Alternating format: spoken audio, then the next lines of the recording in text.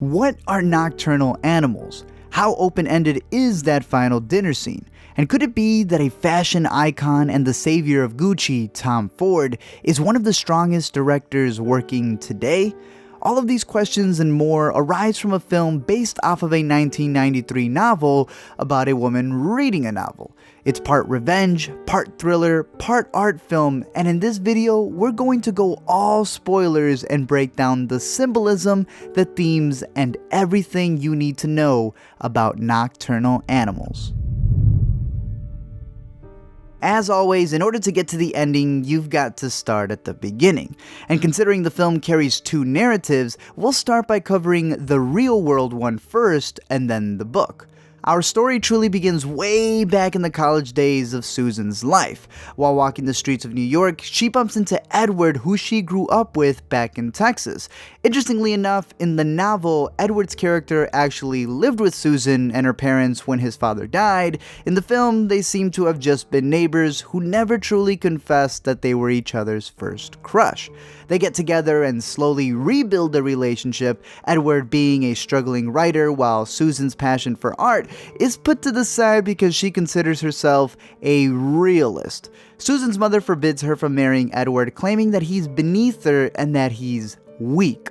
Susan considers her a conservative, racist, bigoted, narcissistic Republican, so there's some sort of mommy issues there. But Susan says whatevs, marries Edward, gets pregnant, and then reads his first book that was so bad, she's ready for a divorce. She complains it's too personal, Edward gets defensive, she says she's a realist, he says you're like your mother.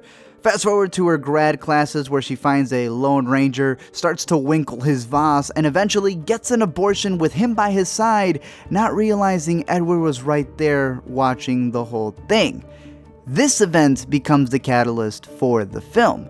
Susan then follows in her mother's footsteps, nails the hammer, has a kid, opens a gallery, but eventually ends up hiding behind her riches to disguise the fact that she's not happy. Then, after 19 years, she receives a book from Edward dedicated to her titled Nocturnal Animals, a book that causes blood the moment she opens it. Not only is it gripping, but it causes her guilt to come out and question the path she's chosen. Edward has become the great author she claimed he couldn't be by writing about himself, and realizes that she was not only wrong, but has to accept her mistake as she gets stood up by Edward. But how exactly does the book translate their relationship? It's important to remember that we're seeing everything from Susan's point of view. All of her flashbacks aren't really from Edward's side, but hers.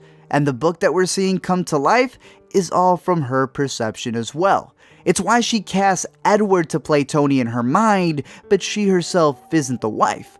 Ironically, it's another actress who gets confused as Amy Adams all the time. Isla Fisher, who's in the film, it's like a genius piece of casting because I've had more compliments on Wedding Crashers and Confessions of a Shopaholic than any of my own work, so which is amazing, and everybody thinks Isla's very cagey because I'm always like, that's not me, and they're like, oh, it is you. And I'm like, no, it isn't. We see Tony, his wife Laura, and daughter India drive on a road that seems to go nowhere, just like their relationship, until a car full of, let's call them hillbillies, blocks the road, eventually causing Tony and his family to swerve out.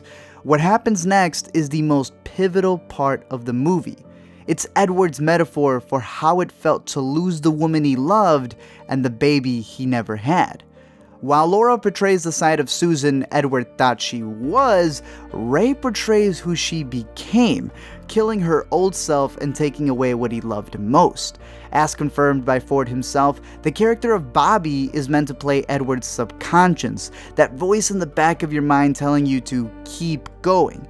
That's why he reappears after a year, pushing for Tony to put the guys down. He musters up the courage to go after his demons and gets called weak by Ray, confirming the metaphor, right before finally killing him. Of course, he gets blinded and eventually stumbles and falls, killing himself in the process, but this symbolizes that that version of Edward is dead and gone. He's no longer weak. It's Edward proving to Susan that he could be successful regardless of what she said, that unlike herself, who just displays art instead of creating it, he actually put himself out there and made something of himself. something that Tom Ford himself is expressing. It brings about the theme of expression through art. Susan doesn't create and is miserable, while Edward creates to vent, putting everything on the line. What's insane is the idea that the more broken you are, the better your creations are. Would Edward have ever written a book like Nocturnal Animals if it wasn't for the incident? Would he have ever overcome his weakness? In a very Whiplash/Black Swan style, Ford is saying that it's our trials that allow us to grow. As heartbreaking as they are, they push us to where we want to be. When we just hide behind our makeup, we cease to live. It's completely her armor, and I like that end, it's starting to like crack a little, and like the lips aren't perfect. I loved it. There's a lot of obvious ones that even Ford has admitted are too on the nose, such as the painting that straight up says revenge, in case you were confused if this was a revenge story or not. But they're done in a way that highlights a certain context. Because many times the things you pass by on an everyday basis go unnoticed until something happens to you that then makes you notice them. For example, like buying a car and then noticing that model everywhere you go, or feeling guilty and letting it appear everywhere you look. And Tom Ford does something that I absolutely love when it comes to production design: dropping visual cues. We see Susan sitting on a red couch in one of the flashbacks when she breaks Edward's heart about being a writer. And guess what? It's that same couch that appears when the wife and daughter characters are found dead in the novel. When Susan breaks up with Edward on the street, we see a green car in the background, the same green car that torments Tony and his family in the novel. Pretty much everything is done with a purpose. The opening credits definitely stand out a lot, and I'll just let Ford explain it in his own words. It was fascinating in such that these are women that are truly free, in which they're... And that's the point. I love that you said that. They're going outside the conventional norms that would hold them back, but they're also part of Susan's gallery that night. Exactly. And I'm curious where the idea came from, and also were they actual sculptures laying down, or were those the Well, actual I couldn't women? afford to actually make actual sculptures, so those were the actual women, and they laid still for about 12 hours, and they were spectacular. But were they supposed to, in the context of the They film, were be meant to sculptures? be sculptures. Okay, good. Yes, So she but was I couldn't selling afford them. to cast them. No, that's good. But so she was selling them. That's the other thing that I They love. were She sculptures, was selling yeah. freedom, the one thing But she that doesn't is have. exactly. I love you. No, because I have to explain the opening credits to so many people. They're completely perplexed. But that's exactly what it is. These women have let go of absolutely everything that our culture says they should be. And it challenges us, too, to look at them for their beauty. And they are so joyous, joyful, and they were wonderful when I met them. I fell in love with them when I was shooting them. I fell in love with them when I was editing them. And then we cut to Susan, and she is trying so hard to be exactly what she thinks she should be and exactly what our culture tells us she should be. And she's unhappy. And subconsciously, she has chosen this exhibit to install in her gallery because they are free, and this is appealing to her. There are theories about Edward committing suicide, and that's why he doesn't show up to the dinner. The fact that since Bobby is his subconscious, maybe he also had cancer like Bobby and these were his final words. Or it all being in Susan's mind, considering that she never really replied to his text. And honestly, I think they're all awesome theories. But just theories. Especially when you consider this quote from Ford himself. Thus, the real question is why Edward would stand her up. Was he still too weak to confront her? A theory I think the book itself contradicts. But then that leaves you wondering, what kind of a petty revenge is this? Leaving someone hanging like it's high school? Well, kind of the best, actually.